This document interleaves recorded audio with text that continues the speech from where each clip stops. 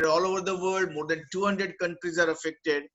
Now let's see this virus. Coronavirus. It looks like you can say like a sun crown. Okay, and there are various, you can say that proteins are there over there. The S protein and the other proteins, and these are the proteins which are actually there on the wall of the coronavirus. There are inside, there are chromosomes of corona protein, this thing, and this virus, the S protein, is responsible for getting attached to the human cell, which is in the respiratory tract, and this, that is what we call as an S2 receptors. They are S1 and S2 receptors. So this is how the virus get attached to the cell in the nose or the throat or the lung, and then the virus injects the protein inside the cell.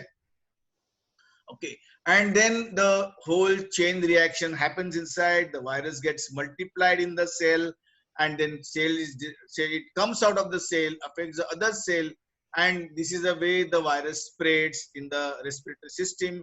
It produces a severe immune response. I'm not going into detail about it, and that immune response is responsible for complications of COVID-19 infection. Okay, either in the form of ARDS or in the form of microvascular involvement leading to multi-organ failure, and also the severe hypoxemia. This is a virus has got a very peculiar way to cause hypoxemia.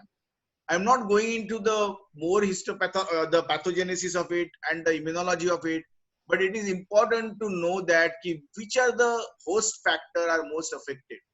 It has been found that age more than 65 are more affected, as well as the whole world is concerned. But in our country, young people are also affected. Then underlying diseases a patient has, which may be COPD, asthma, ischemic heart disease, hypertension, diabetes, obesity, we'll come to that. These are the patients which are more likely to affect it. And then the complication which can happen to anybody who is severely affected, leading to respiratory distress, septic shock, metabolic acidosis, coagulation dysfunction, and multi-organ failure. This is the same, the cell has been represented, and how the virus get attached to the S2 receptor over here, and then how it replicates over here, and finally it comes out of the cell, destroying the cell, and then other cell get affected. As well as the symptoms are concerned, it is very important to know that in 80% of the patients, symptoms are very mild, and majority of the patient, you can say these are the patients who they come out very well. Okay, but interesting thing is that the disease is spread even if patient carries the infection, and he may remain asymptomatic, and that is the whole important the main problem. That's why it is different from the other infection like influenza, where a patient is symptomatic is going to spread.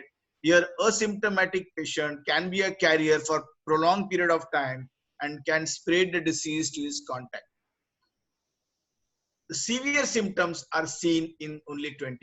And what are the symptoms? Fever, cold, cough. Now, as well as ophthalmology is concerned, quite significant number of patients, the entry can be occurring through eyes. That's very important. And the initial symptoms could be just congestion in the eyes and maybe conjunctivitis. Okay, that's very important to know. And especially if you have a habit of rubbing the eyes, okay, and that is how the infection happens. It is also happens in patients who are working in a COVID ward, because the spray can happen. The patient's cough, sneeze, and the particles which are there in the environment, especially when there are a lot of COVID patients, they can go in the eyes and create maybe entry for getting a COVID infection in the healthcare worker.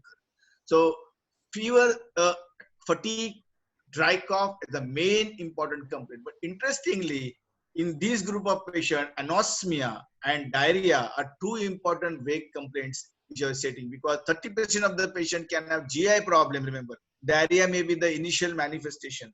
Severe loss of appetite is also very important complaint, that patient may not have anything else. He may not have fever also, he may not have cough also, but he can have only loss of appetite. So various atypical symptoms are seen okay, besides the upper respiratory tract. But one thing is there, frequent sneezing, which is a commonly seen in allergic condition, is not a manifestation of COVID-19. Well, I already discussed about the high risk group. One has to consider severe obese patient also comes into this high risk group, along with the diabetic, cardiac, asthma, and the HIV and other cancer patients. Well as the manifestations are concerned, the characteristic is WBC counts are low and there is a lymphopenia. And there are various inflammatory or pro-inflammatory cytokines that are elevated in this group of patients. We do not do generally, but in severe cases, sometimes these cytokines give us idea regarding the therapy also. So higher level of cytokines, they get more likely to have a cytokine storm, and they go into a severe respiratory distress syndrome. Okay.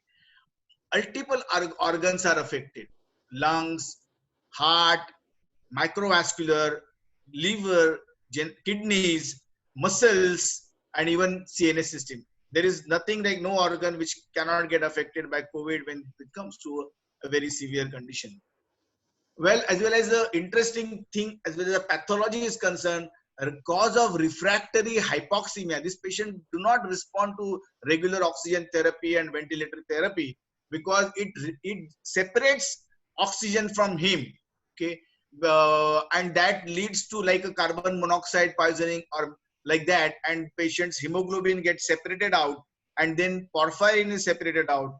Iron comes into the alveoli and areas of vessel, which gives rise to a severe inflammation inside, and then the whatever the radiological picture is there, or even the fibrosis happening rapidly in this group of patients happens because of the inflammation produced by the products of heme, which is separated from the hemoglobin. This is a characteristic of this disease and not seen in any other ARDS in the past. Well as the diagnostic challenges are concerned, okay, we have three methodology of diagnosis. PCR test, what's called real-time PCR, which is done by doing a throat swab or a nasal swab or both the swabs. Okay, and this which can be done by the special expert person, because a swab is not taken correctly is an important reason for negative result. The swab to be taken, sometime now people to protect the person, there are methodologies to take the swab. Now even US FDA approved patient himself taking the nasal swab or deep nasal swab. And this swab is important for PCR. Antigen antibody detection, IgM and IgG, is not yet come to our country yet, but it will likely to come. And viral culture, though it is standard, nobody does it. Now, which patient we should do? Now, every day or probably every alternate day, the new guidelines come. The reason is that large number of our tests are negative. Okay, and we have got almost around 5%, you can say, are positive tests. So the reason for, and we have a shortage of kits. So this is another reason. So the municipal commissioner has given us a clear-cut guidelines about which patient we should do the test. I'm not going to the list of all the list of the patient, but remember, flu-like symptom, influenza-like symptoms, or severe respiratory distress syndrome or respiratory illness, okay, can be the important reason besides the contacts of the patient and very close contacts, healthcare worker. There are many reasons which has been given, and there are certain exceptions that if the patient is pregnant woman who is asymptomatic and high risk contact is there to COVID patient, this is allowed to do a test. Patient on dialysis, patient on chemotherapy, and healthcare workers exposed to COVID. So these are the special indications where asymptomatic also they can do it. This is a graph which will give you idea that how the PCR is positive from 0 to 28 days, how IgG and IgM comes. I will go into this important test where PCR may be positive and IgM is negative, which indicates that the patient may be in the window period. If the PCR is positive, IgM is positive, patient is infective period. Patient is on all the three are positive, patient is again active phase of infection. If PCR is positive and IgM is negative and IgG is positive, patient may be the late recurrent phase of infection. And if the PCR is negative and other tests are positive, then in the early stage it may be infectious, in the later stage it may be carrier. Remember, negative PCR can happen. Okay, this may be considered a false negative. Similarly, very rarely false positive also can happen. Now, total number of cases India had done up till now, this is a 2 days back report, 2,86,000 around, and around 4.38% cases is positive. So negative results do not suggest that patient does not have COVID infection. That's very important. So in suspected cases, we have to repeat again. Okay. So we have to see clinically, and we also see the overall epidemic in that area, and we take a call regarding negative tests. So negative tests do not rule out COVID infection. That's very important. But there are other tests which are helpful in such condition, because COVID PCR takes almost 48 hours sometime to test. Even 3 days also it takes to result to come because of heavy load. But lymphopenia, abnormal CT finding, HRCT is a very useful test to find out patient has got COVID infection or not, even if he's asymptomatic and even if his COVID test has come negative. So it has got a high value, and which we use sometime for diagnosis of COVID infection in absence of negative test. Platelet counts are low, CRP is generally high, PCT is a very generally procalcitonin levels are elevated in bacterial infection, but here you see sometimes, many times PCT is higher. LDH values are high, liver enzymes are elevated, D-dimer is elevated. So these are the few important other tests which can help us in diagnosis. X-ray is very useful in clinical symptoms. X-ray can show a peripheral shadows like a patchy consolidation, but HRCT is very diagnostic of COVID infection. I don't want to go into the how the scenario is. Day 0 is infection, and day 21 to 28 is a convalescence phase. So up to 28 days, patient can be infectious sometimes. Remember, though generally after 14 days, once patient's the COVID test is negative, we say that he can join the duty. But there are certain states where they expect up to 28 days. So very important is that negative COVID does not mean that patient is not having infection, and we have to treat this patient as a suspect and do the test and do the repeat test. Now, as well as treatment is concerned, there are guidelines. Let's see, I'm using those guidelines to formulate my therapy, because my talk on what is my protocol of treatment. Very clearly, asymptomatic patient who are COVID positive or contact, we don't treat, but we treat only symptoms. Mild fever for paracetamol, for coryza we give levocetirizine or fexofenadine or decongestant, and for cough syrup, we give decongestant cough syrup. For symptomatic, we give oseltamivir, which is used for the viral infection. One more interesting thing has been observed, that whenever the COVID infection is there, 19, it can be associated with other viral infection. That is very important. Okay, and so that's why the oseltamivir is also considered as a treatment in a symptomatic patient. Now, moderate to severe patient, when there is a fever which is persistent, when there is tightness in the chest, persistent cough, breathlessness, and documented hypoxia. Hypoxia means oxygen saturation is normally 98-99%, but say around 90 to 92% is we can consider 93%. We can consider mild hypoxia. And these patients, every COVID positive patient, we always admit the patient, even if he's asymptomatic. Remember, that's very important. But the asymptomatic can go to a area where there is no really medical care is required, only supervision is required, and this patient can be managed by doctor, nurses in the hospital places where no intensive management is required. But symptomatic COVID patient needs to be hospitalized in the ward, and I treat with this following regimen: oseltamivir, hydroxychloroquine, and then azithromycin combination. If patient is, and also supportive line of therapy, maybe oxygen therapy and fluid therapy, etc. In BPAP therapy, that is non-invasive ventilator, when it is mildly hypoxic, or if they are taken into intensive care, we add a higher antibiotics to the patient, because these are the patients who are likely to develop secondary bacterial infection. They die because of sepsis. And if the hypoxia is closely monitored, and then if required, this patient are intubated at ventilator. ventilated. Remember, the threshold of intubation for ventilator is early. So we don't wait for patient to remain hypoxic for a prolonged period of time and we intubate them. Now, this is the dose of hydroxychloroquine and chloroquine. Hydroxychloroquine is superior to chloroquine because there are lesser side effects, well tolerated, and the dose is very clearly given. Chloroquine 500 BD for 10 days, hydroxychloroquine 400 milligram BD for two dosages, that is first day, and then 400 milligram OD or 200 milligram BD for 5 to 10 days. Now their duration varies from place to place. I use for around 5 days, but in some severe patient we may continue for even 10 days. Azithromycin 500 milligram on OD followed by 250 milligram for 2 to 5 days. Remember, there are no great trials, but there are some reports which are there and which has guided us to use hydroxychloroquine and azithromycin combination, because there are better results and there are better, it is well tolerated. Most important, there are not much side effects. Now, why chloroquine helps? How hydroxychloroquine helps? It is entry to the cell itself is prevented by hydroxychloroquine and chloroquine at that ACE2 receptors. Number one. Second, it makes the pH uncomfortable for that virus. It makes acidic pH and virus replication doesn't happen.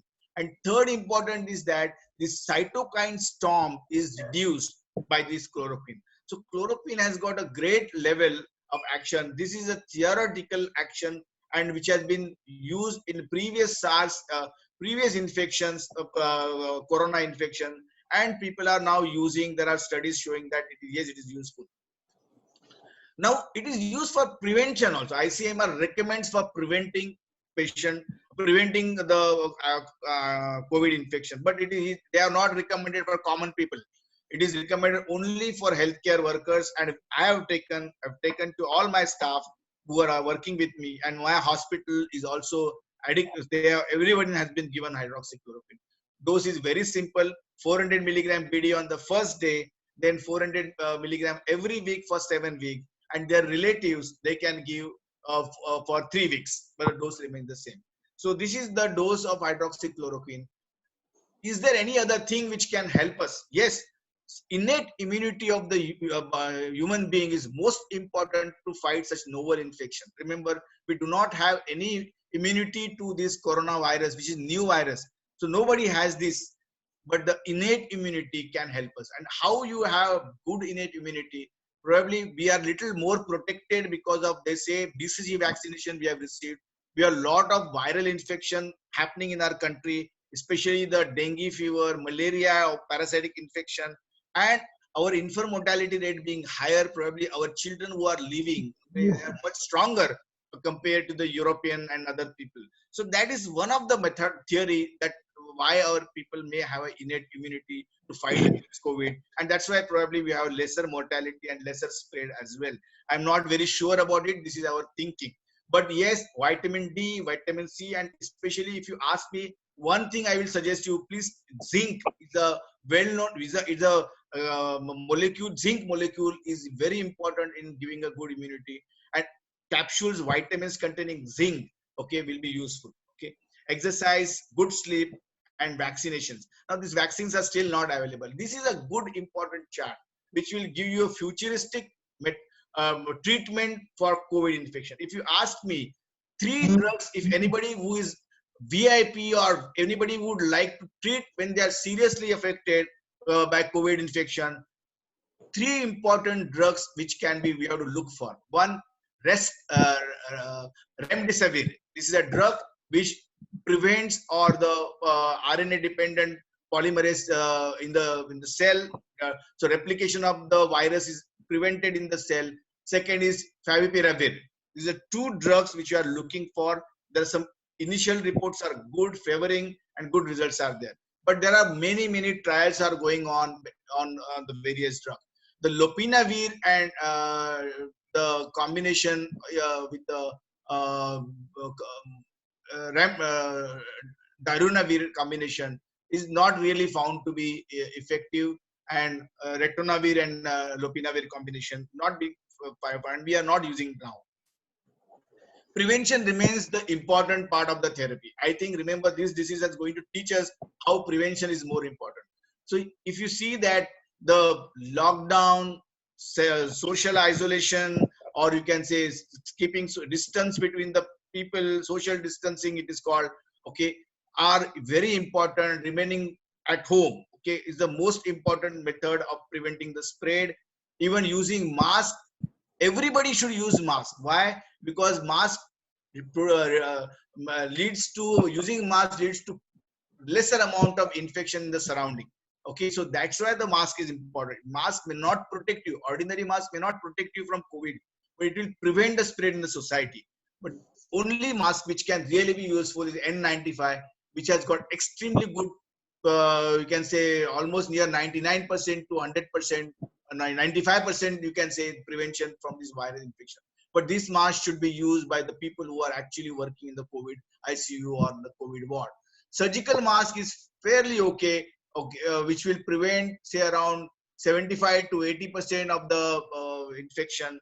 Some people say that even the surgical mask which we use, 3-layer surgical mask, what I can give to around 40 to 60% prevention. But other masks, generally the cotton mask, and that will not really prevent this infection. So we should know that that can be used by the common people. But when you are moving in the hospital, when you are sitting in the clinic, you should have at least surgical mask. Good hand wash, sanitizer use very frequently. Use hand washing with the soap water by about 20 seconds, or by alcohol. Having sanitizer is very important. Having a good practice for a cough and sneeze, everybody should follow that, so it will not fall, the droplets will not fall everywhere, because droplets is the reason for this infection. Remember, in the clinic this droplet can fall on the floor, and which you can carry through your shoes at home. So this is all, there's a cleaning the floor is also very important in the clinic, in the hospital and area. We use always give importance to shoe caps in the, when you take a round in the COVID area. Then practical social distancing etc is very important. And I will say that key, this is the when you're taking the history of the patient, I mean you're sitting with the patient, probably we cannot be so close. Now I know that ENT and ophthalmology is two field where you have to be very close to the patient, and I don't know how is going to happen, the future will be. But yes, there will be some methodology by which we can examine our patients by giving them a better mask, and we ourselves using a good quality mask when we, especially when you try to examine very close to the patient. Well, as well as the disease concern, one should know that the viruses can remain on the floor for a very long period of time. It can remain on the plastic for 2 to 3 days, stainless steel on 2 to 3 days, and cardboard on 1 day, and copper on 4 hours. So this is very important, and that's why we should always clean our entire clinic when we are cleaning. Every aspect is remember when we are cleaning. Okay. So, yeah, finishing. Okay, then there are many companies are now in the for manufacturing of vaccine. They are in the research vaccine, the research on the vaccine is going on, but it will take at least a year, I feel, to vaccine to come. Summarizing my talk, prevention is better than cure. Prophylactic and treatment, the hydroxychloroquine is used in our country, and we should use it. Supportive line of treatment is the backbone of the therapy. As I already told you, the remdesivir and flavipivir and tocilizumab, these are the drugs which you are watching. Plasma therapy is not yet popular, but it may have some role to play. It is important that aerosol should not be formed around the patient, and ventilation, proper mechanical ventilation remains the mainstay of management of a severe hypoxemic COVID patient. Thank you. Thank you, sir, for a very lucid presentation. I now invite Dr. Om Srivastava, sir. As I have already introduced him, he is at the head of the infectious disease department at JASLO, and has been also overlooking the treatment at Kasturba Hospital, if I'm not wrong. So without much ado, I would invite Dr. Srivastava, sir, to give his talk or presentation, whatever he is comfortable on COVID. Dr. Lahani sir also has joined. Okay, Sumit just told me that it will take about 2 minutes for him. Another 2 minutes? Okay. Yeah. He is in a meeting with all the deans of all the medical colleges in Maharashtra. Okay. Okay. Srivastava sir, please. Yeah. So thank you, Swapnesh. My apologies for being late. I was held up with a patient who was, as was being discussed, who was going to require a ventilator. So I'm sorry to keep all of you waiting. Good evening, everybody. I'm Om Srivastava. I practice infectious diseases. I think that the previous speaker has given a very good presentation. What I'm going to do is, rather than repeat his points, I'm going to take questions and give you my perspective about both the disease pathogenesis and the treatment. So, Sapnesh, what I'm going to do is invite questions if there are any, and I'll try and answer them. So I'll direct all the questions to both of you. I'm unmuting Prabhu Desai sir also. So the first question is from Dr. Nikhil Oakley. A role of fresh blood transfusions to provide healthy hemoglobin. Can you elaborate on that? Who is it directed to, Sapnesh? Sir, Om sir, you can answer. So, there is no evidence as of now that fresh blood transfusion is actually going to make a difference in the outcome of COVID-19.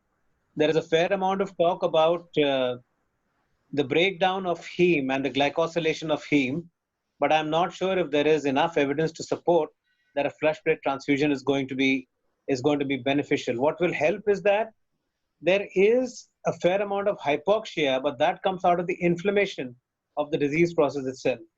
The hypoxia will need to be addressed. That's why the high nasal O2 in the initial part seems to be helping a great deal. There is also the early ventilation that helps, because that has shown to provide some evidence that the stiffness of the lungs is prevented, and therefore the extubation is easier, rather than waiting for a patient to go into a respiratory arrest and then intubate a patient. So not sure about the fresh blood transfusion as of the evidence right now.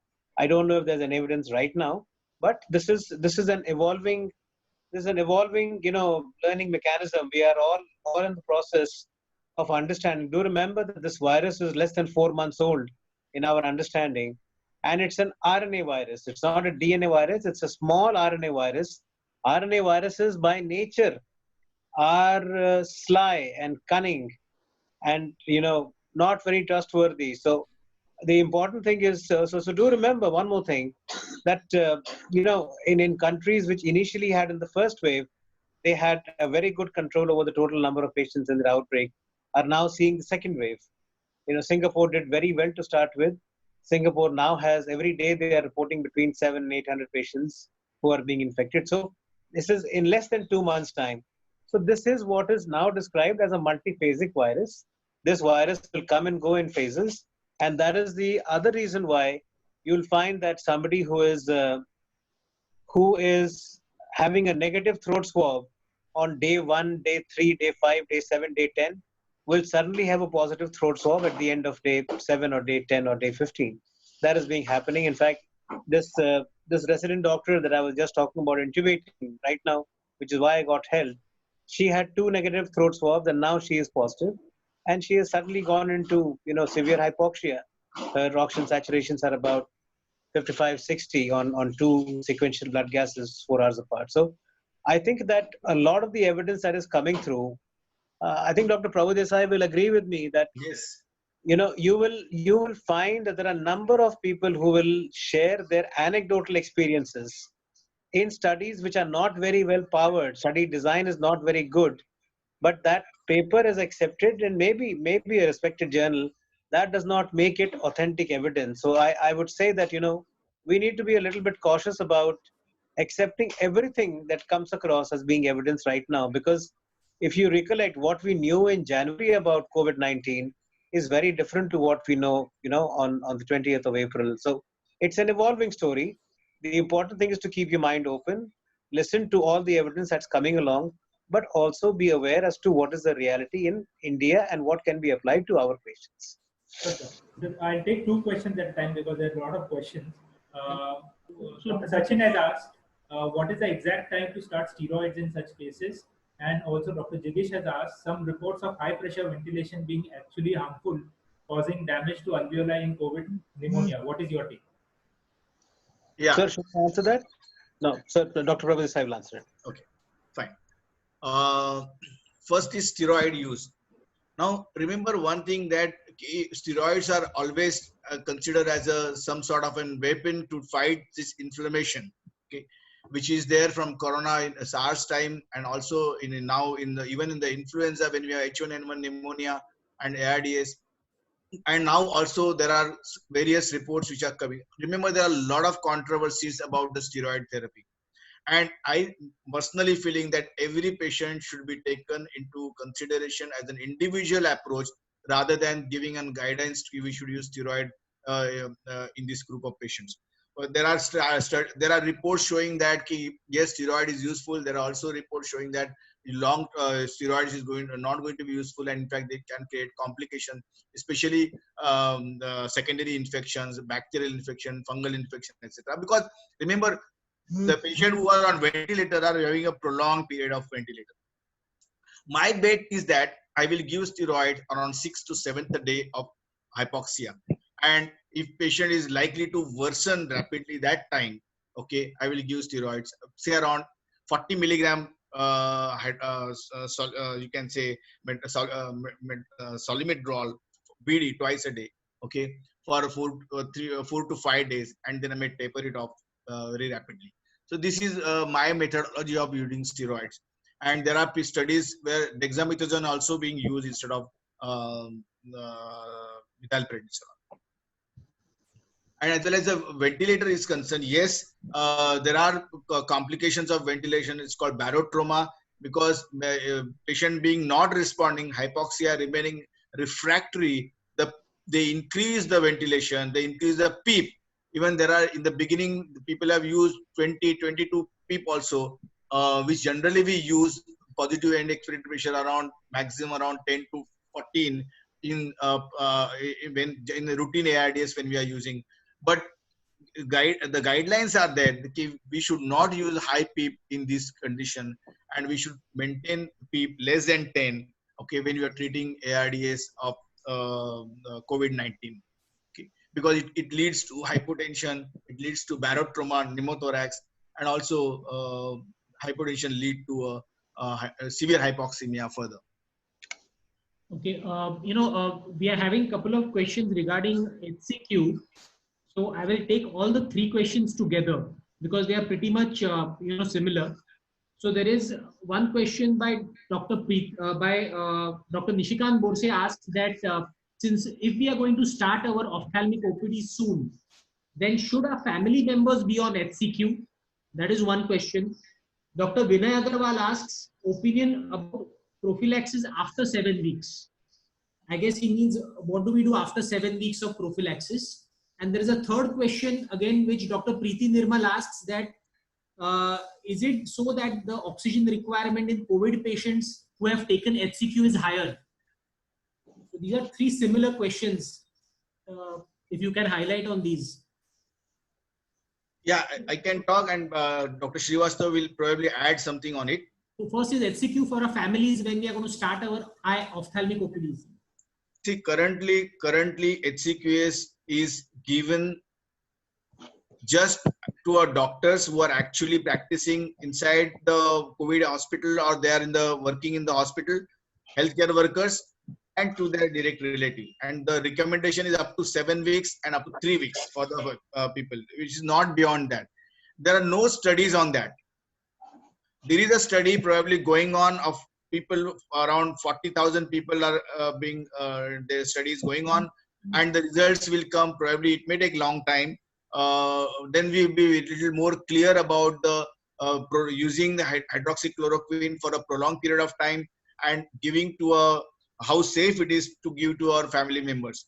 Remember one thing, that though there are not much side effects have been found when you're using HCQS, when you're treating the patient, long-term use of HCQS is definitely with 400 milligram OD is not recommended, because it has got its side effects. It has got a QT prolongation. It has got a side effects on the eyes, and people who already have cardiac problems, then it will be risky for them. So it is not really good. And as a question which is asked, does it cause hypoxemia more? Recently, NEJM article is there, which showing that, but there's a number of patients there included very small. They found HCQS has got no benefit in treatment of COVID pneumonia and AIDS, and they have found, yes, the oxygen requirement or hypoxia is higher in those group of patients. But this is a small study, and we generally are not really, you can say that, happy about that outcome of the study. We require a large number of patients and multi-center studies to come to that conclusion.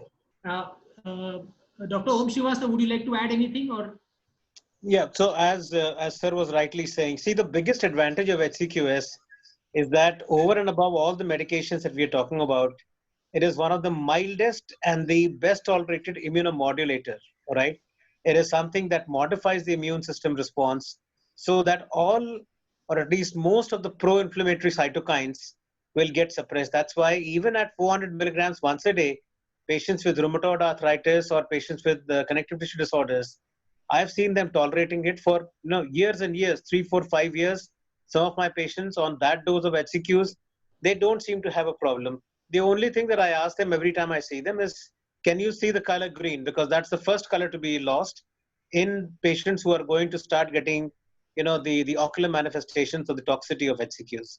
So I have to say that while there are no large-scale studies, HCQ as prophylaxis, even at higher doses, I'm not aware of a lot of side effects in the in the duration that we are talking about. So while 7 weeks is what is being set out, I know of people who are on a regimen of prophylaxis since the beginning of December in other countries, including China, because that's where it started. So HCQ not particularly toxic so far as I know. There is of course the potential for toxicity of any drug. You can have toxicity with paracetamol, but HCQ not potentially toxic. That is one. The second thing is whether family members should be given. If you're a healthcare worker whose risk is high, family members should be offered, but that would be a weekly protective kind of regimen. And as sir has already pointed out, there is the concept of the virus attaching to a cellular receptor and then getting into the macrophage or the lymphocyte, where it will need to be the lysosomal enzyme to let it go into a pH that is suitable for the replication of the virus. So HCQ and zinc and magnesium, all three in combination, have a triple effect, and that is something that I would agree. If there is a regimen that includes all three, I would agree. There are other agents that may have benefit, but I think the question is relevant only to HCQS right now. Thank you. We, Dr. Hitesh Sharma and Dr. Mihir Shah are asking pretty much the same question, that a lot of hypertensives are on ACE inhibitors. So if we do we need to change the ACE inhibitors? Do we need to take them off and shift them to other medication? When we are starting prophylaxis. Yeah, I think that's your answer. Yes, sir. Please go ahead. I think there is be quite standard now that there is no need of changing the antihypertensive medicine. We should continue the antihypertensive. Okay. There's one more interesting question by Dr. Sanjeev Maru. I don't know whether this has been observed or reported, but is the severity of COVID disease any milder or any different if the site of entry is the conjunctiva? Because as in our ophthalmic OPDs, we might see patients with conjunctivitis who could be having COVID. Swapnesh, I think rather than asking us that question, you should be answering that question for us. Okay. So I'm not sure if there is any evidence towards that end. I don't think so. Potentially, of course, if there is a mucous membrane that has got the receptors for the COVID virus, which is a small virus, yes, that always exists. That's why when you have the PPE, there is either a goggle or a visor that will prevent a splash from going into your eye. So yes, definitely, theoretically, that option exists. As to how likely that is, what is the volume of the splash, for how long the splash happened, that is debatable. So I think that as of now, you're probably best off being as cautious as you can, and maybe at some stage we'll probably get some evidence about that. Although I think that to answer this specific question, it might be a little bit difficult because quantifying a viral splash and a viral load may not be as easy as we'd like to think as compared to a respiratory specimen or a specimen that is going from other mucous membrane portals. Sapnesh, can you unmute Dr. Vinod Goyal and Dr. Quresh sir, so that even they can ask any questions to Yes. our. Yes. Sir, about PPE use in the OPD, can we ask them? Hi, good evening, everybody. Good evening, sir. I would confine myself to rather little basic questions. It's a question to both the guest speakers and Dr. Lahane sir in case he is available, and of course anybody else who wants to reply this.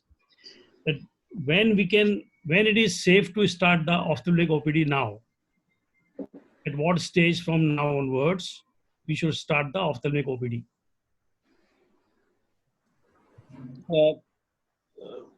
What stage should you start it? Well, all OPDs will need to be considered only at a time when you have when you are able to demonstrate that you're not having that kind of volumes where a spread is very likely. That would be a common sense kind of a thing.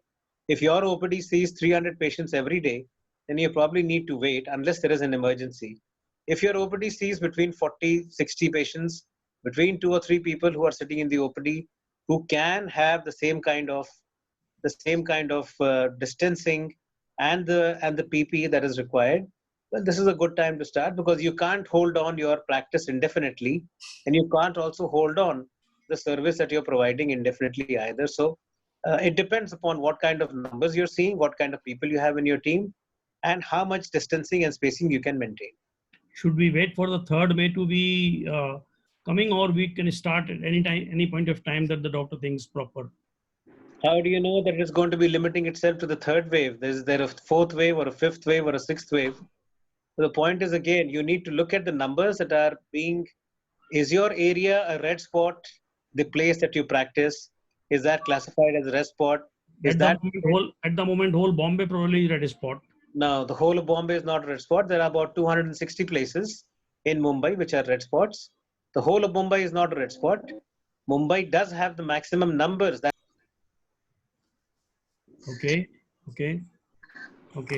And sir, what as you would know, as of now, what may happen tomorrow is another story.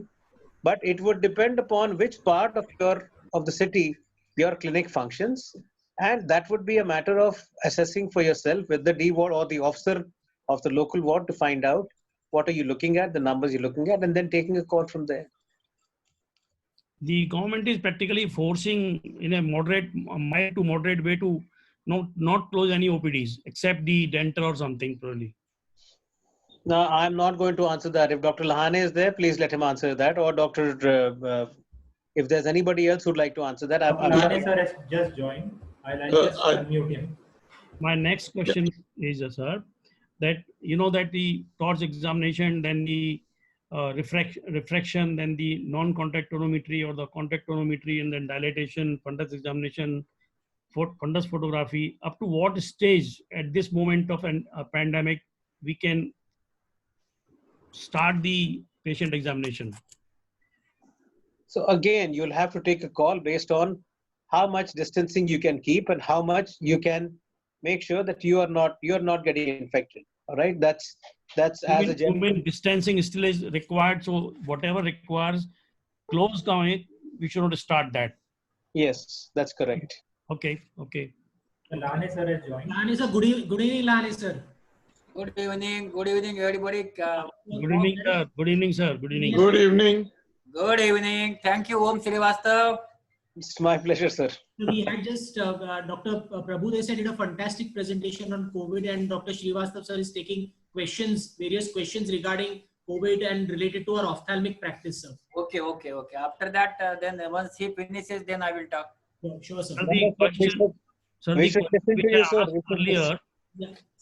Can I ask one question, sir? For both Dr. Srivastav and Dr. Prabhu Desai. There have been a lot of questions in the chats. There have been questions about the masks. Which are the masks we should be wearing in our OPDs once we start the OPDs. There's one specific question which is asking, is FFP2 masks, are they as good as N95? So can you put some light on that? So, sir, Dr. Prabhu Desai, do you want to take that first, or should I go ahead? I think N95 mask is the best mask for, especially for your ophthalmologist, because you are going to be very close to the patient when you are going to examine the patient. I will not like to suggest you that you should use any other mask than this, because you will be very close. As well as other people are concerned, we are there. We can examine the patient remaining at a distance, and we can manage some of the patients, especially even the respiratory system can be managed with remaining little away from the patient, because there are a lot of imaging facilities which are available. Pulse oximeters are available to understand the severity. But for often, I will suggest you N95 mask. I don't know what Dr. Srivastava will recommend. Yes, sir, you're right. Sapnesh, this is, can you unmute? When you're having an examination that requires a close proximity, the N95, there is nothing really superior to the N95 right now. It's only when you're doing other activities, a distancing is possible. At that time, you should be wearing a triple layered surgical mask. That would be adequate, so long as your patient does not have an obvious cough or a sneeze or something that might pass on the infection from one person to another. So it would depend upon what kind of procedures that you're doing or examination that you're doing. But if you're close to a patient, N95 is probably the best thing that you should be using. Sir, what mask should the patient wear? Patients should probably go on with a surgical mask if they are asymptomatic. If they are symptomatic, then they should also be wearing an N95. Agree with you. So for us, for ophthalmologists, do you suggest any PPE sort of wearings, or mask and the shield protecting your face and the eyes is adequate? Yeah, so a shield would be adequate, yes. And the PPE you should be using as well while you are at least a basic kind of protective gear. You don't need to have, this virus is called, what is called biosafety level 3, BSL-3 virus, okay? If you are dealing with the virus directly in any way, that you are handling specimen in the laboratory, or dealing with a specimen, or dealing with some kind of cough or sneeze or droplets that is coming from the person you're examining, then you need to be in your gear that will protect you, because look, it's a highly contagious virus. It's an awfully contagious virus. That's why it's called a BSL-3 virus. But if you're not doing any of those things, then simply making sure that you're protected. So I'm not sure if there is a guideline that can tell you that. You probably need to be using your own discretion about how you're going to be protecting yourself.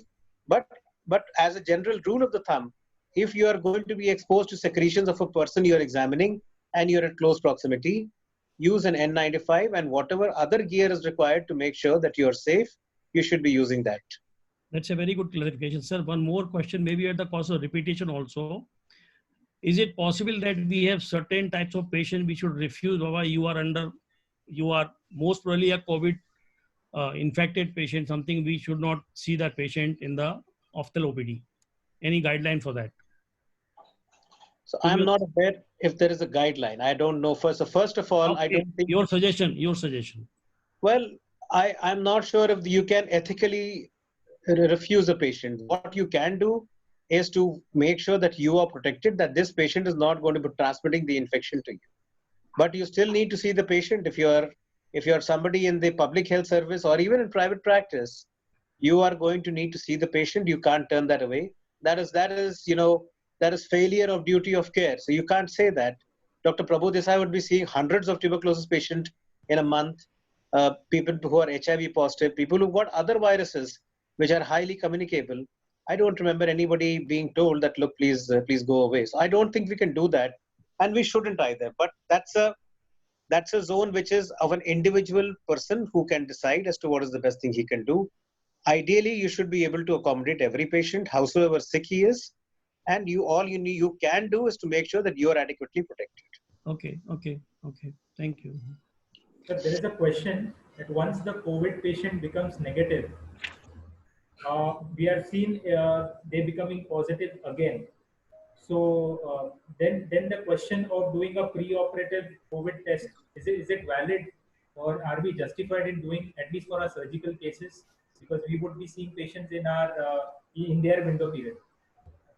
So most hospitals will make a policy that every patient that walks in through an emergency door or is an emergency situation surgery will require to do a COVID test. Okay, whether or not that is negative, that's another story, because as Dr. Prabhu Desai was very clearly saying in his talk, that there is about a 30-35% false negative in the first 7 to 10 days if you're using a PCR. Unfortunately, that is the most sensitive tool that we are using at this time. Such a patient becomes positive, then you have to start treating as day zero, that this patient has then become positive on that day, the day that you have tested again. And once you do that, then you are going to need to put this patient through the 14 days of quarantine and retest at the end of 5 days or 7 days, or whatever policy your hospital has adopted. Once in a positive patient, once you've got one negative swab, and Dr. Lahane will clarify for me, we are now adopting a policy at the state that one swab instead of two swabs should be the norm, rather than insisting on two swabs. If you have one negative swab, that should be adequate for a patient to be said that he can go back home. I think I would like to add one regarding the surgery. The preoperative evaluation, just like we do a triple H, HIV, HBCG, HCV, the COVID-19 test will come, definitely. The two reasons are there. First of all, protection to the staff, doctor, and the paramedicals, and obviously, otherwise the OT will get go into trouble. But another important thing is that asymptomatic COVID infection have got 20% mortality rate after surgery. Okay, there's a paper on that. So one has to be also very clear for the patient's point of view also, that we should see that the patient doesn't have a COVID infection. Now, as doctor has said, around 70% you can say your COVID test properly done. Okay, technique point of view will give a good results. But additional test probably will help us. Like for example, many hospitals do a high resolution CT scan prior to that. Why? Because sensitivity of HRCT is very high, from 86 to even 97%. Okay, in few studies. So it's very sensitive. Even patient is asymptomatic, scan may show evidence of COVID infection in current scenario. So definitely this test will be useful for protecting the hospital and yourself and the staff, but also it will help us in preventing complication in the patient or death in the patient post-surgery. So to my knowledge, there are certain limitations that all the persons, all the patients cannot be subjected to do COVID test.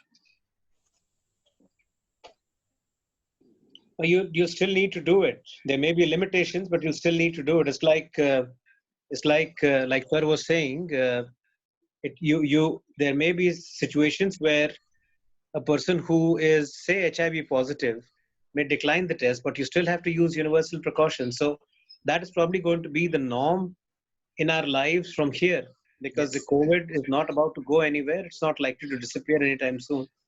And this is going to be a way of life. I don't think you can delay or prolong, this kind of a lockdown, and that life will go on, but you'll still need to take the most important precaution that you can take for the healthcare worker and the staff that is looking after that patient and yourself. Okay, thank you. And sir, out of the tests available so far, what are the tests that we could consider for the ophthalmic patients? See, again, insofar as besides doing the RT-PCR, which is probably the first test that you do on a throat swab, you can do an IgG, IgM, or an ELISA, or you could quantify the antibodies. Again, Dr. Lahane is here. Government of India is about to release the antibody kits in the next maybe week's time. Once we've got those kits, we'll be able to see that what is the antibody test in these patients who are being evaluated. Once you've got an antibody titer of more than 1:80, or 1 in 320, 1 in 640. Once you've got those titers, then you know that these patients are already having circulating antibodies in their systems, and they may not be as infective as maybe other people who don't have these antibodies.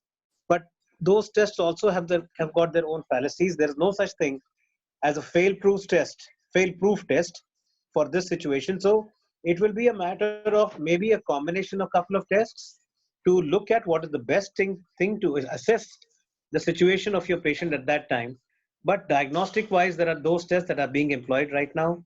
Uh, Antibody tests and ELISA tests as serology tests after the initial period is over are being employed. Ultimately, it's probably going to be a matter of a combination of tests to assess what is the precise situation that your patient is in.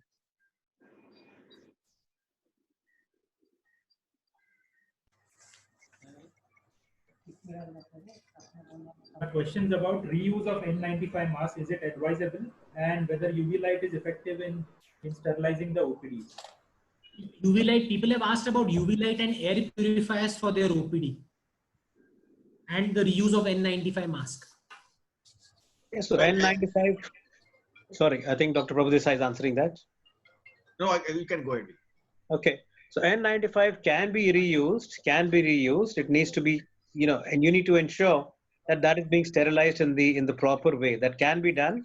And UV light also has a role, definitely, but then you need to make sure that that equipment in your outpatients or in your hospital is the correct equipment. It can't simply be a machine that looks blue in color, and that is not enough, So these things are very precise. They are very, very specific and very precise. They need to be used in the right duration, in the right intensity, and there is a way to find out if the equipment that you're reusing is safe to be reused. So long as you are following those practical guidelines and procedures, it is fairly safe. But like I said, it has to be done in a particular kind of way, and that what you're doing needs to be validated.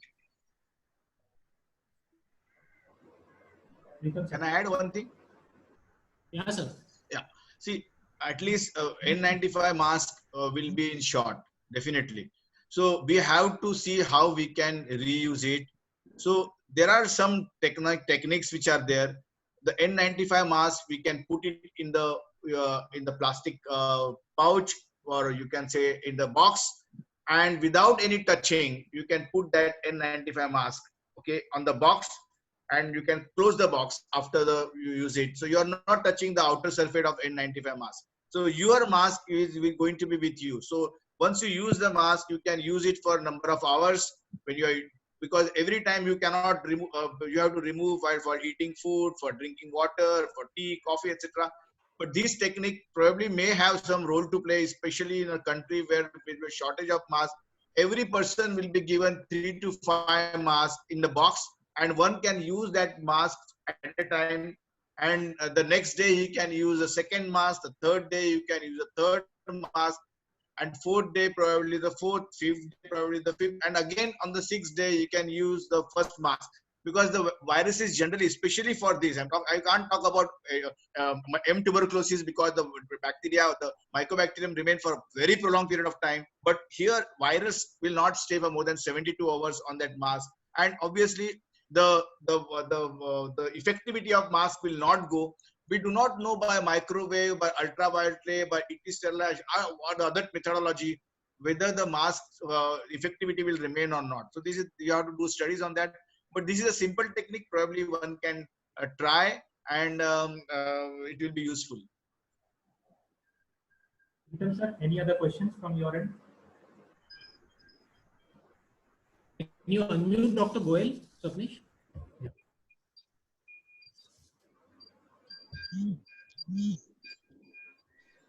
So, for the benefit of the ophthalmic colleagues, can I say, correct me if I'm wrong, sir, that any point of time after the local wards permit, the OPDs can be started with precautions in terms of the N95 marks, and wearing the shoes, protect the shoe covers, and coming back home, wash your clothes with the dresses properly, keep the maintain the distance, and the COVID-19 is not going to go in a short time from now.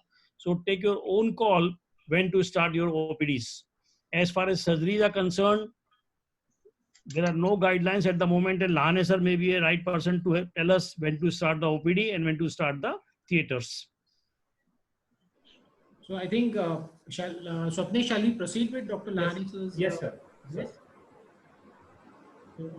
Sir, I think you can go ahead, sir. Lahane sir. Okay. Good evening. Good evening, sir. Thank you, Prabhu Desai and Om. I think you have given a very good guidelines, and but I'm sorry, I was not there. I was on the other, the routine VC at 5. So I'm sorry for that. Now, I think you might have covered all these things, but I will just for the discussion. 1 minute, my minister is.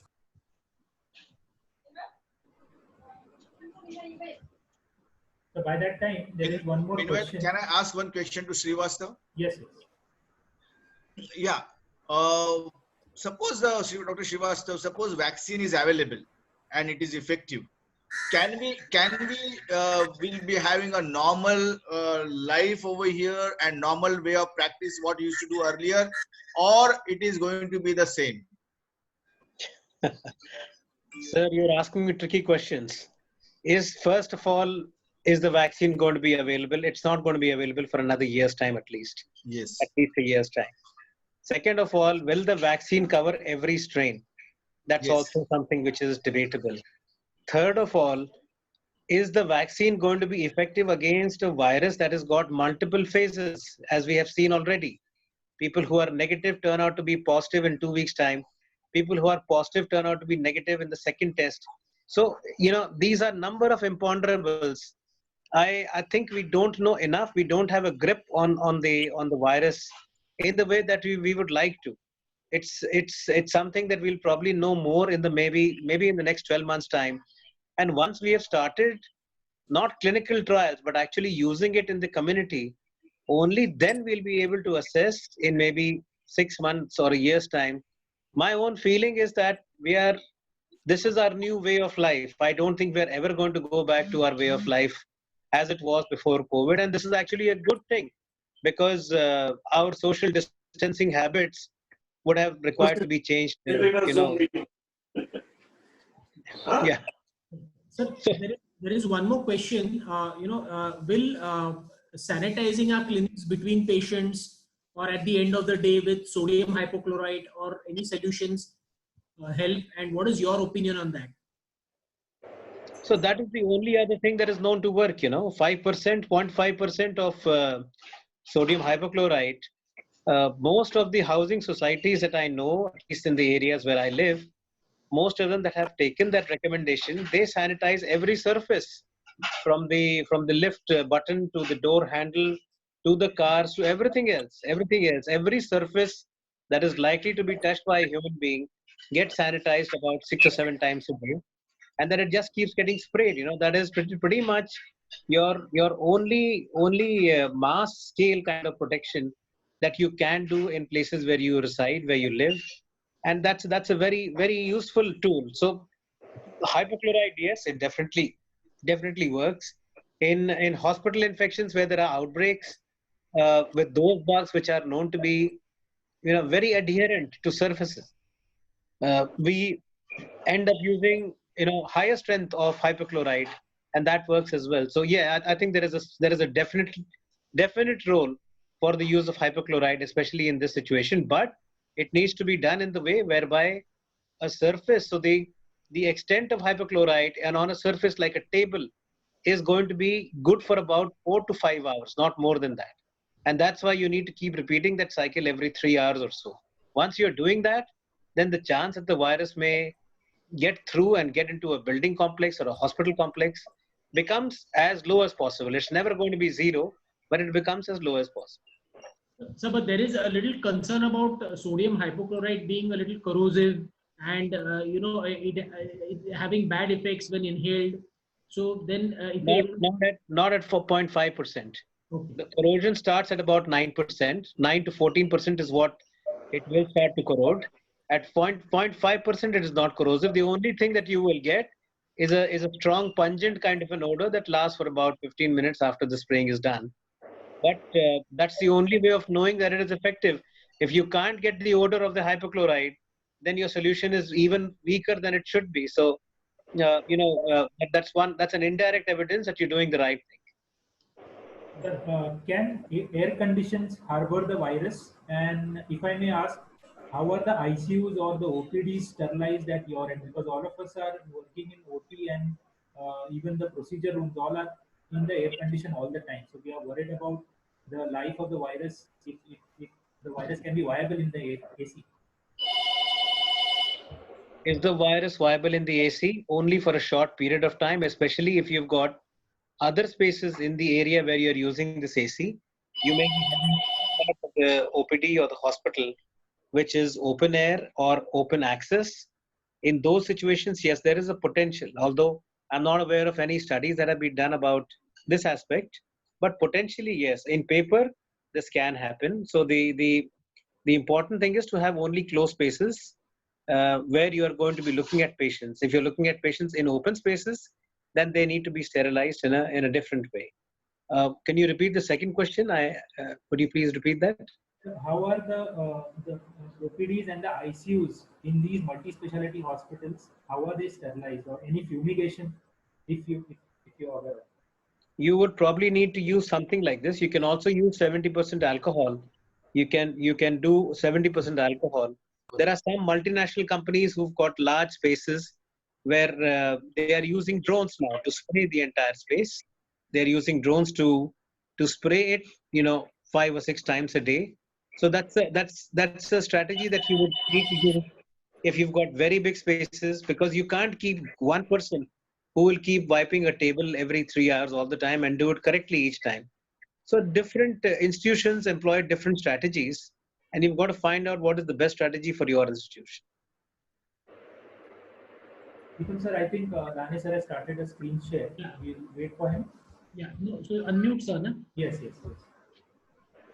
There are 170 participants, I think. Yeah. Sir, ऐकू येत आहे? Yes, Swapnesh, I'm sorry. Yeah. As you know, I am the director. Because of that, I get such type of call. No problem. I'm really sorry for late joining. I missed the Om and Prabhu Desai. Both are my friends, so I missed them. So now I'm just, they have, I think, presented, presented the, Sumit. Till sir starts his presentation, I would invite also our scientific chairman Nagini madam has also joined. Sir, चालू करूया. Hi, thank you, Om sir. Thank you very much. Good evening, Prabhu Desai sir. Good evening, Lane sir. Good evening, Mehta sir. Okay, now see what has happened. I was asked by my boss, that is Swapnesh, that what I will have to talk. Because my Swapnesh and Pritam are my bosses, Om and Prabhu Desai. Both are my students, but both are retina students. I have never seen the retina, because once Pritam joined, now if you will ask anything in the retina, I can only say that you can go to Swapnesh or you can go to Pritam. At the most, this I know. So they are both of my students, and they asked me to present this when you will be the post-COVID era. So my answer is post-COVID era will be there before 1990 December, less than that, November. 2019 November. So that was the era. After that, so many years are coming. That is the COVID era. So there is non-COVID era is not possible. So we are in COVID era in our life. So the questions are: is it a 3rd May, or you can say the 3rd June, or after that what? Okay, forget. So it is not in any May, June or anything. It is going to be there. How? We don't know. Now, if you consider the active cases and for the COVID era, go to the, you can see this is a active cases, what we are seeing in the, it is in the number of the cases in China. See now, started in January, the peak was there in the February, and now still it can April. So the cases are there. The 4 months are over. So that suggests that 4 months, yes, cases will be there. We have just started on the 9th of March. So we have completed one month and you can say some few days. So remaining are two and a half, this one. Can you share again? I will say some technical problems. Okay. So this is one thing that I want to tell you. The another thing is, now we can see your screen, sir. You can see, na? Okay. So this is about the Spain. You can see in the Spain started in 15th February and 15th April now. So 3rd month. So that is still going. Okay. So we don't know what is going to happen in India. But yes, we must know what is happening there. So that is what we must see. So it is a, can see this is happening in April. It is increasing. And now what are the 6 ways of pandemic could end? How pandemic could end? Because that was asked to me. One is the containment that we have started doing, and it may end in the containment that will not come out of that area where we have done the containments. Second is a natural trickle up, that is called as herd immunity. So for that, somebody says that it should be 40% population affected, some say 60, some say 80, whatever. But after that, we get the herd immunity, and that herd immunity may be there. So this is another thing that we have. The third is the pandemic to endemic. So this pandemic goes to the endemic, and that may be the end of the pandemic that can happen. Then another thing is the public health response curtails the outbreak. Sometimes what we are doing today to curtail the outbreak, the public health, how the government, everybody is behind to curtail this outbreak. So that we are doing. Then another thing, what good can happen is a vaccine. If there is a vaccine there in the market, then we can prevent ourselves from this. The another thing is a good antiviral drugs and other therapeutic treatments. It means we will have to develop some vaccine or antiviral drug or therapeutics, and these can end the pandemic. So that is what can happen to the pandemic. Now, how to manage OPD, OT till then? Now, what has happened? So much thing you have discussed. I was not there from beginning, but the OPD, important thing is OPD, you will have to start the OPD. Now, how to start OPD? It is already told to you that N95 mask you will have to wear. But here, stick to the appointment system. So, you should have appointment system. And on phone, you can ask history of cough, fever, COVID contact, or the eye complaint that you will have to ask. And then the time, you will have to provide the time to the person. And you should stick to the time. And if that patient is coming, the time that person, other patient should not be there in your clinic.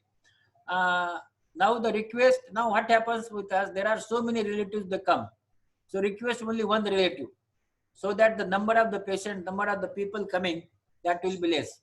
Trials now here, and on appointment call, decide your priority and emergency of the patient. Now see what happens, once you sit in the OPD, then we think about the, for example, loss of vision, pain and watering, or itching. So what happens, you will have to consider the loss of vision is more important than pain, watering and itching. So that is what we will have to consider, and accordingly you should do that. The reception, contact fever, URTI, send for the physician evaluation, and the physician will evaluate. Temperature screening. So now see, this is the, you can say this is the thermometer. Yes, thermometer. Okay. Okay. So now this thermometer you can see. I will show you later on. And the temperature screen is important. So you should have thermometer there. Self declaration form has to be filled in by the patient and attendant. So that is very, very important, this declaration form. And then wash the hands at the entry. So there should be hand wash at the entry. So whenever patient is coming, patient is going to touch. So he should do the hand wash. No entry without mask. So here you have discussed so much of the mask. Here this is the that 3-layer mask is sufficient. That mask you will have to purchase and keep. Patient will come with some mask. That is better. If not, then you will have to provide the 3-layer mask. But the wash at the entry is important. Other thing, the social distancing. You will have to mark the chairs. So whenever he is sitting, the chair should be 5 feet away from each other. It means 4.5 or more.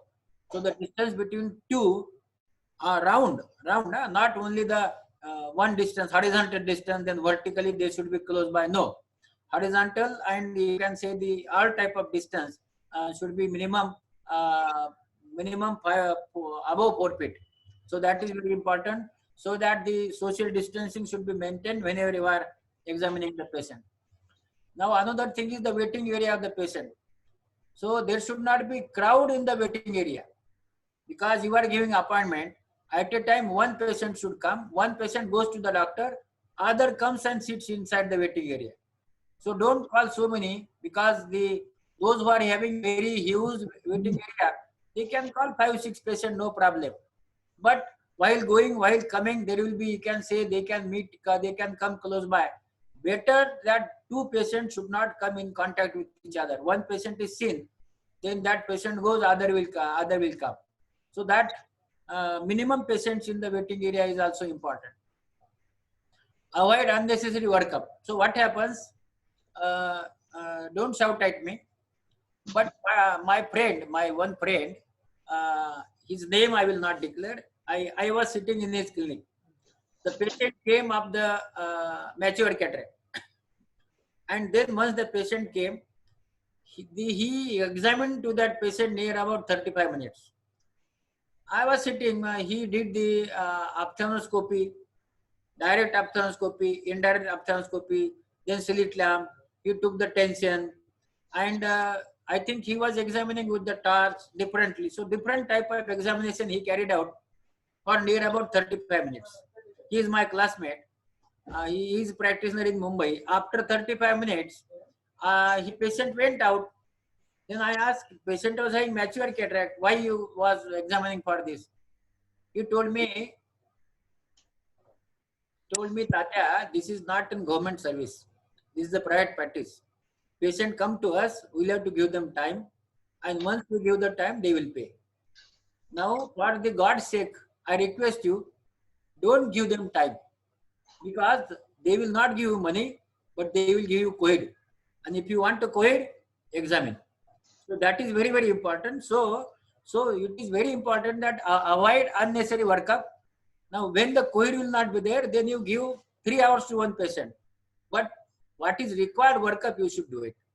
Divide workup amongst the staff working in the OPD. So you divide it. The workup, what person will do? Why? Because contact period will be less. Otherwise, if one person is doing the all workup, the contact period will be more. So divide it amongst the staff. Now they tell patient not to talk while examining.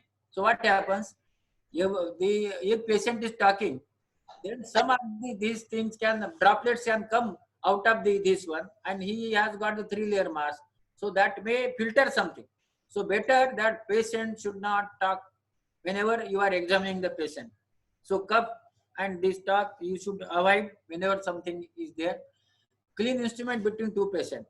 So whenever you are using those where patient has touched, that touched area should be cleared, and here you will have to use the alcohol-based cleaner. So that you can say hypo or something where there is a 70% or more, and that you will have to clean. And once it is clean, then only you should ask for the second patient to come. Another thing is prepare yourself. That is, the prepare yourself is your N95 mask is must. Why? Here the filtration, whatever from coming from outside is very less. Very less. Some say 95%, some say 92, 98, different filtrations are there. But without wearing N95 mask, please don't sit in the clinic at all. Also, if you are using the spectacle, use the spectacle. Use the goggle. Wide goggles are coming. That also you should do. Cover your head. Your head also you will have to cover. So once you cover the head, that is very important. And if you have got some gown, like you can say HIV gown or like that, that also you can use. But better that this area, face area should be covered. Cleaning up all surfaces with sodium hypochlorite is very important.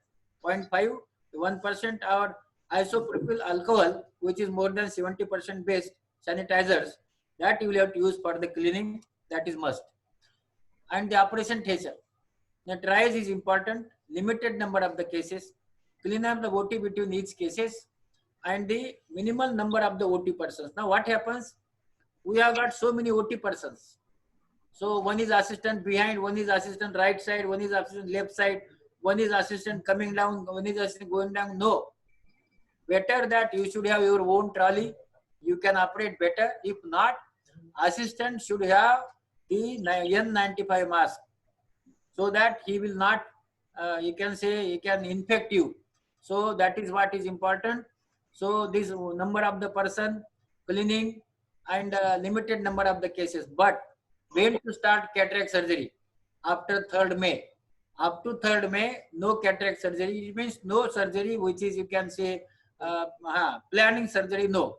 Non-planned emergency surgery you can do.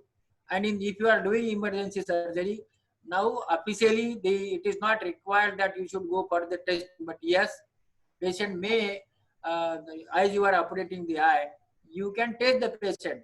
And after that you can operate. Better to test so that you will not infect the OT.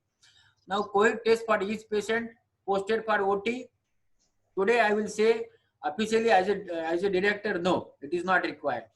But as an ophthalmologist, yes, you should do it. And after that only you can operate the patient. Now even OT gown is fine if all these things is not required. If you have got OT gown, then it is the hood or the gloves, shoes, legging, or coverall, apron, face mask. It is not required. Gown is sufficient. Only thing is that your mask there should be N95 mask. And gloves you are using.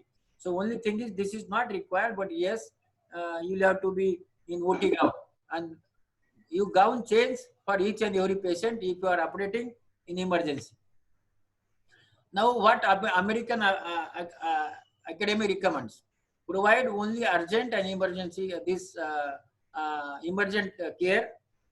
Don't provide any other care. Urgency is determined by the physician judgment and must always take into account individual patient, medical and social circumstances. Now here you will have to think of the patient also and think of doctor also. So that doctor, if he gets the such type of thing, then it is difficult. All other factors. Now what happens? Why I want to tell you? All other factors like business, finance, inconvenience, etc. are remotely secondary. Why secondary? Because that patient is going to affect you, your health.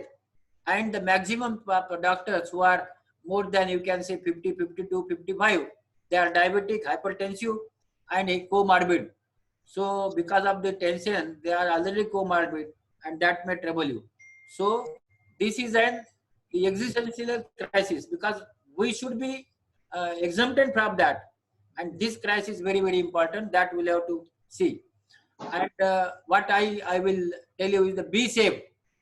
Your safety is more important than the treatment. Your safety is more important than the treatment. And thank you very much. I think this I have finished and we can discuss. I think you have given so many questions answered. So now I think it is not much required.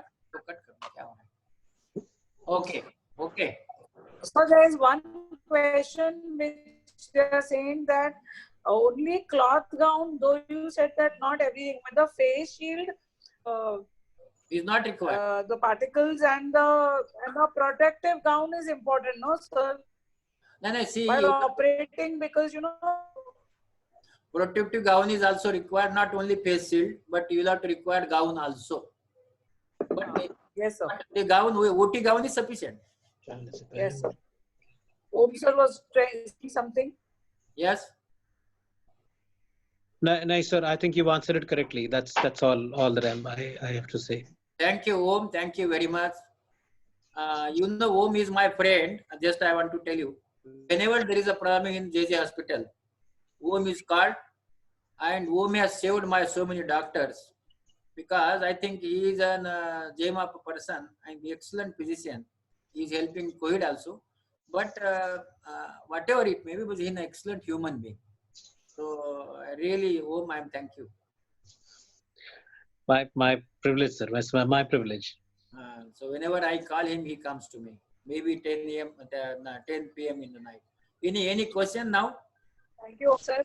I am witness to remember. I cannot forget that Dr. Agarwal, who couldn't have been saved, but Om sir saved him. My request is please don't take names. We are on a public forum. Yes, my request is not to take names. Yes, sir. Yes, okay. Any yes, question? Sir. Yes, sir. Right. Very correct, sir. If Dr. Srivastava and Dr. Prabhu Desai have pressed for time, yes. You know, if they would like to, we can carry on a discussion after. You know, in the meantime, if they are pressed for time, then so I would like to officially thank both of them for coming here on this forum and imparting and sharing the wealth of knowledge with us. Many thanks to both of you. Thank you very much. Thank you, sir. Thank you, sir. Thank you, ma'am. Thank you, Prabhu Desai, sir. Yeah, Thank you, Lahana, sir. Yeah. Thank you. Thank you very much. Thank you. Thank you. Dr. Quresh Maskati sir had a discussion, had a meeting in the afternoon with some, I think, municipal commissioner. Sir, would Dr. Maskati like to share some experts from that particular meeting? Pritam, may I leave the meeting? Sir? May I leave the meeting because I have got another meeting. Oh, sure, sir. Sure, sir. Yeah, sir. Thank you so much. Thank you, sir. Thank you, sir. Thank you. Thank you, Ragini. Thank you, everybody. Thank you, sir. Thank you, sir. Thank you. Yeah. No, I think, sir, somebody has asked a very important question. Ki 3rd May. No, 3rd May he means only, see, you have to see what the situation is and then only start the OT. Because we were told, but then now there is extension. So 3rd May is not the cutoff. You have to see the situation and then decide.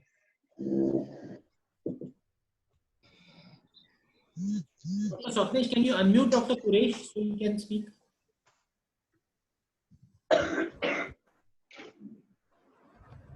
The computer had a glitch. To exit. Trying to solve it. Yeah. Yeah, Maskati thanks. sir is, yeah. Yeah. Okay. Now, today we had an important meeting with. It was chaired Good by. evening, Quresh, sir. Hi, Ragini. Good evening. I'll just quickly brief you on some of the salient features which concern ophthalmology. Dr. Quresh, Swapnesh, Can you hear me? yeah, we can hear you. So just one Good second. evening, Goyal, sir. Unmute Dr. Good Quresh. evening. I think he's also joined. Yeah, go ahead. Dr. Quresh, please go ahead. Okay, so we had a meeting with Mr. or Dr. Praveen Pardeshi, the MC, Municipal Commissioner, along with his team, the COVID team of the BMC, that is Dr. Sanjay Oak, and all the, every ward officer was there, as well as we were briefly joined by Aditya Thackeray and Uddhav Thackeray, the MLA and the Chief Minister also briefly participated. So, along with the IMA, the Maharashtra Medical Council, Shiv Utture, so a lot of bigwigs, about 40-45 people. I'll just share with you the salient features. I made some notes. The commissioner very clearly said that if you've got tiny clinic, because I told him that we are ophthalmologists, we have tiny clinics. He says if you have a tiny clinic which you cannot maintain social distancing, please do not open your clinics. There are enough large clinics which are, I am interested in opening large nursing homes with 30 to 50 beds and more. These are the type of places he wanted to open so that the load on the BMC hospitals could be reduced for non-COVID patients. He says COVID patients, please refer to the BMC hospitals, but non-COVID patients, patient who has a simple heart attack or a patient who's got a gallbladder pain should not be referred because you're not working. So I think his whole attention was drawn mainly towards the large nursing homes, the 30 to 50 bedded nursing homes. There was a pediatrician there who had a 100-bedded nursing home which was closed. So he says, this is criminal. I would like you all to open your nursing homes. So again, to repeat, for ophthalmologists with tiny clinics, you need not open. He says, it's your call. But if you don't open, I'm quite okay with that. If you have 20 to 30 staff members or 20 to 30 rooms, these are the type of places where I'll give you all assistance. I will give you a special BST bus to pick up your staff members from wherever they are and bring them to your hospital. If your staff members refuse to come, I will penalize them under the Epidemic Act. So again, these are not things which apply to us. Staff ID cards, he says there is a format, but even if on your letterhead you give them the thing along with their any Aadhaar card number or something like that, and a photo ID, their photograph stuck, it's okay as far as the BST is concerned. Ward officers no longer have the authority to seal any hospital if the staff tests positive. So it has to be at a much higher level. So nobody can routinely come and seal your hospital if one of your staff tests positive. And he said, if you've got multiple staff, use 50% of the staff, tell the others to sit at home so that all 100% don't get infected. And he categorically said, I know that there are a lot of reusable PPE in the market. Please do not use them. We cannot come to your help. Officially, central government has said no to reusing PPE. Something which even Mr. Uddhav Thackeray, when he came in, he made a very short speech. But even in that short speech, he said, please do not reuse PPE. So I think that's a very important point for those who want to use the full PPE, which we are not going to use. Those are disposable PPEs. There are some reusable ones, which the government says no, not to use. And another point that he made was, which was heartening to note, he says, as per ICMR, if a COVID, if somebody was asymptomatic, like you've tested him by asking questions on the phone, and then there is no fever, he has no cough, no cold, nothing, and you examine him, the chances of him infecting you or your staff is very low. Of course, it doesn't mean that he talks into your face or sneezes into your face, but otherwise an asymptomatic person, a carrier, the chances of him infecting you through fomites is low, provided you follow the universal precautions. That is what came out. And I think Dr. Lane very beautifully showed us the universal precautions to be used. So having said that, to start the OPD is your call. The BMC is not pushing you. Thank you. So so can I make a point? The problem Yes, is Ragini. that yes, sir. The problem is that the patients who come to our OPD, see, even people who are so many people are not used to wearing masks, so they keep touching their mask, you know, the external part of their mask, and they might touch somewhere in your clinic. And you know, every night now, sir has shifted his office to JJ because we cannot sanitize the DMER. So every night, in between the day, we are, you know, actually every alternate day we are actually spraying hypo in the room, we are fumigating the room, we are cleaning the surfaces with hypo. So it's very difficult. And what I suggested to one doctor is, don't open up every part of your clinic, use one part and seal it. And though your people may come, you know, you have to have few staff, because one of your staff may only infect anybody, because if they come from a distance, say in DST bus and all that. So that risk you have to remember. Then Absolutely right, Ragini. Yes. You must follow, everyone who is opening the clinic must follow all the universal precautions that Dr. Lane and now you have stated. That is 100% goes without saying. In fact, what we do is, like what Lane sir used to do was that in the morning he used to tell one person to come in and clean. I stopped it because that person should also not come in, because of course Lane sir, because he has other problems. So in the night, once the room is clean, fumigated, nobody enters except for sir.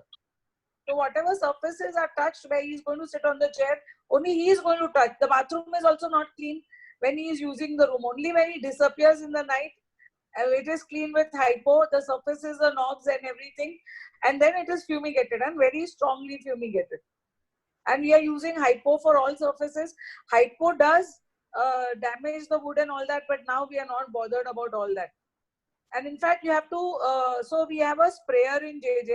So my sister was telling me that once he sprays, because we have a carpet, so that gets really wet.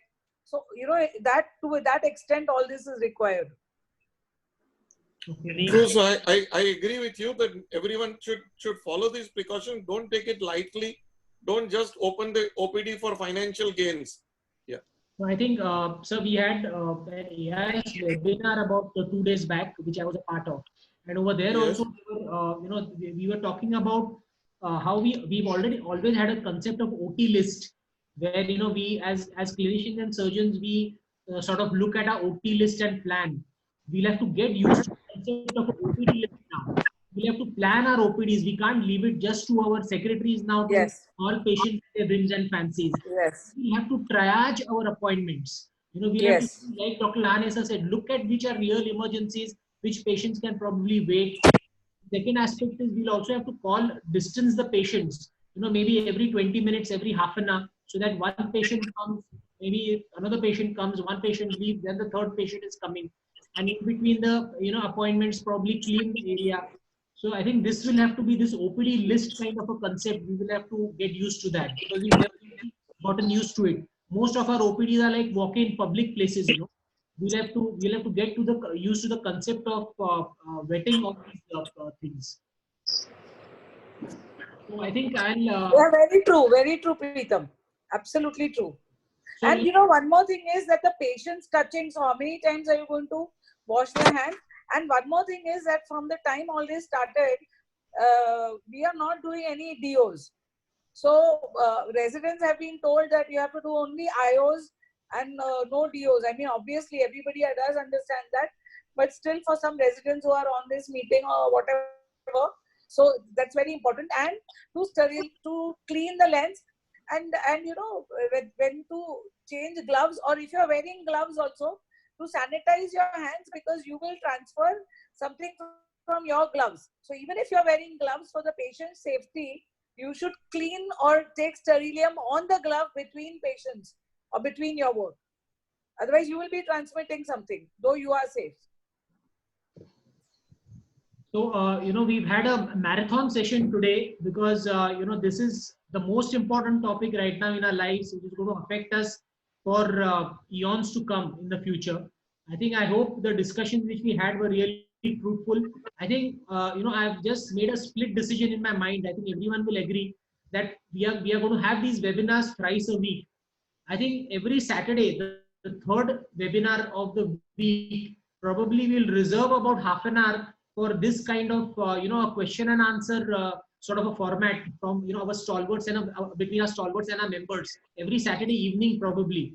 You know, every Preetham, no half an hour. Preetham, let every third seminar be only on questions from the BOA members. Just Yes, questions, no half Yes, an hour, sir. Yes. 1 hour, 1.5 hours. But let us solve every question of every BOA Yes, sir. member, because it is a Yes, life sir. and death issue. Absolutely. Yes, sir. Yes, sir. If you So, don't learn, and if you even- don't learn OCT, it's all right. Yes, sir. But let's Yes, sir, learn proper absolutely. procedure. All of us should be on the Absolutely. same page and do the same thing for Yes, our sir. patient, for I- ourselves I- and our families. Sir, during fully every agree. I seminar fully- also, if somebody, during every seminar also, if somebody has an emergency, they can always put their hand up and talk, even if the topic is non-COVID, but they can talk because it's an emergency. And for emergency, I think Swapnesh, Lane sir, Preetham, Maspati sir, Goyal sir, all of us are always available for any I questions. fully agree with Dr. Ragini and Dr. Preetham and Quresh that COVID is going to stay with us for quite a long time now. Maybe nobody knows that. So enough time should be spent on discussing this issue on every webinar. Agree. Yes, sir. I have to confess that, you know, we'll have to end this meeting because we are using the same platform for our PG seminar at 8 p.m. So Okay. I'm going to conclude the meeting here. And Thank you. Thank you. all. Thank you. Thank you, Thank you very Maspati much. sir. Thank you, Goyal sir. Thank you. Thank Thank you very much. Thank you, Dr. Ragini.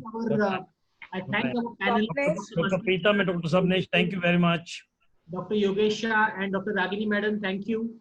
And Thank you. Thank you, Sapnesh. Our next webinar is going to be on Tuesday, an interesting topic, that approach to a case of optic disc edema. I'm sure it's a topic where everyone will look forward to. That's going to be a topic and on Tuesday. Sapnesh, anything else to add before we end? As seen today, please, I request all members to log in with their original names. This is for the security of all our BOA members only, so that we are secure about this app. And this is the most robust platform. Even AIOS is using the same platform. And if you have not typed your name, it is difficult for me to admit that particular participant in the meeting. And once the participant logs out, sometimes to rejoin it is difficult. The participant has to use another device. That's a problem with all the apps.